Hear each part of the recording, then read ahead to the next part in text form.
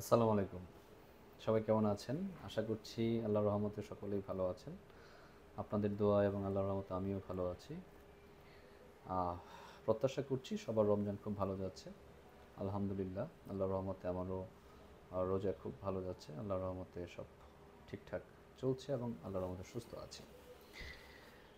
একটা বিষয় সেটা হচ্ছে যে অনেকেই শরীর ফুলানি আসছে। ইদানিং এই রোগটা বেশ ভালোই দেখছি। হাতে পায়ে পানি বা শরীরের বিভিন্ন জায়গায় পানি চলে আসছে। ইভেন অনেকের পায়ে পানি নিয়ে আসছে, পেটে পানি নিয়ে আসছে, অনেকের মুখ ফোলা নিয়ে আসছে, অর্থাৎ শরীরে পানি আসা। এটা ইদানিং বেশ প্রচুর রোগী পাচ্ছি। এটা নিয়ে কয়েকটা কথা বলতে চাই।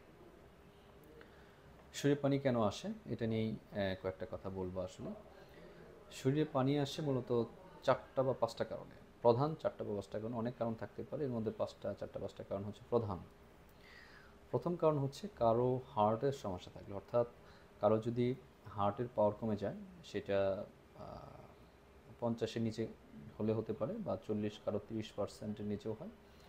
এটা একটা বড় কারণ। এছাড়া অনেকে ডায়াস্টোলিক ডিসফাংশন থাকে, অর্থাৎ রিল্যাক্সেশন পাওয়ার কমে গেলে সেটাও কিন্তু শরীরে পানি আসার একটা কারণ হতে পারে। এটা নাম্বার ওয়ান, এবং সবচেয়ে বেশি এই কারণেই মানুষের শরীরে পানি আসে। এবং হার্টের সমস্যা থাকলে সাধারণত পায়ে পানিটা আগে আসে, তারপর মুখ বা পেটে পানি আসে। 2 নম্বর কারণ হচ্ছে যে কিডনিতে সমস্যা যদি থাকে, কারো যদি কিডনি ফাংশন কমে যায়, বা কিডনি দিয়ে যে আমাদের শরীরের যে বর্জ্য পদার্থ যেগুলো সেগুলো বের হয়ে যায় নর্মালি, সেটা যদি বের হতে না পারে, তখন কিন্তু পানি চলে আসে। কিডনি দিয়ে আমাদের কিন্তু মেইন পানিটা বের হয়ে যায়। সুতরাং কিডনি যদি অ্যাফেক্টেড হয়, সেক্ষেত্রে পানিটা জমে যায়। সেক্ষেত্রে কী হয়, কিডনির সমস্যা হলে প্রথম পানিটা আসে মুখে বা ফেসে। প্রথম মানে আপনি মুখের চারপাশে প্রথম পানিটা দেখতে পাবেন। সুতরাং আপনি যদি খেয়াল করেন যে আপনার মুখে প্রথম পানি আসছে, তাহলে বুঝতে পারবেন যে আপনার কিডনিতে হয়তো কোনো সমস্যা হয়ে গেল কিনা। নাম্বার থ্রি হচ্ছে লিভার প্রবলেম। যে কারো যদি লিভারের সমস্যা থাকে, অর্থাৎ লিভার যদি ঠিকমতো কাজ করতে না পারে বা লিভার অ্যাফেক্টেড হয়, দেন অ্যালবুমিন কমে গিয়ে পানি চলে আসে আর কি। তাহলে 3 নম্বর কারণটা কী হলো, কারো লিভার প্রবলেম থাকলে, অর্থাৎ লিভার জনিত কোনো জটিলতা থাকে, সেটা সিএলডি হতে পারে, সিরোসিস হতে পারে, লিভার যে কোনো প্রবলেম হতে পারে, সেক্ষেত্রে পানি চলে আসতে পারে। সুতরাং নাম্বার 3 কারণ হচ্ছে লিভার প্রবলেম।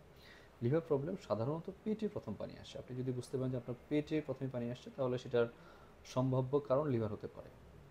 আচ্ছা, এই যে বললাম পেটে পানি আসার প্রধান কারণ লিভার, মুখে পানি আসার প্রধান কারণ কিডনি, এবং পায়ে প্রথমে পানি আসার মেইন কারণ হচ্ছে হার্ট।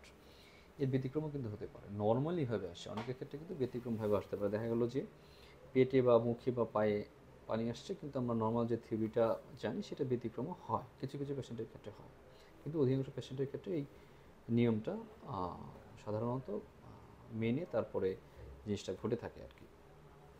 আরেকটা প্রধান কারণ যেটা খুবই কমনলি দেখা যায়, সেটা হচ্ছে থাইরয়েড প্রবলেম। কারো যদি থাইরয়েড প্রবলেম থাকে, বিশেষ করে মেয়েরা বা আমাদের মায়েরা বা বোনেরা, থাইরয়েড প্রবলেম হলে কিন্তু শরীরে পানি চলে আসতে পারে।